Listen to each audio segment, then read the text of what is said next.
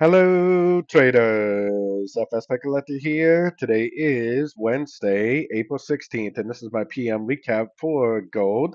If you haven't done so already, definitely do check out my free Discord channel, which is linked down here in the corner at the end of the video, and take a look at my website, fxpipcollector.com. So gold has just been on fire. It's like unstoppable. If you go all the way up to the monthly time frame, we are in a wave three of three. So this is a second degree wave three, which is why it's such a strong mover. Going back down to the 1 hour time frame, the 161 was my minimum target for wave three because that's the Fibonacci extension of wave one projected off the bottom of wave two.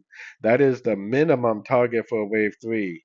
I've seen wave threes go to the 261, 361 and beyond. This is just a minimum target for a wave three. And the next Fibonacci level for that wave three projection is actually the $3,450, which is the 178%. And it doesn't even have to stop there. It could go way further than that. So until we see some sort of a reason otherwise, I would still continue to look for nothing but longs in an uptrend. Gold is by far one of the strongest trends we've had over the last couple of years on every single time frame. There's no reason to fight this trend, at least not without seeing some sort of significant break of structure to the downside. So what I would be hoping for is a pullback and not to go short.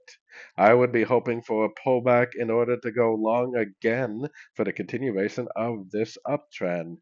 Do not go short unless you see a good reason to go short, and I definitely don't see a good reason to go short anytime soon on gold unless it gives us a huge break of structure to the downside. So anyways, don't forget to join my free Discord channel, and as always, thank you for watching and happy trading.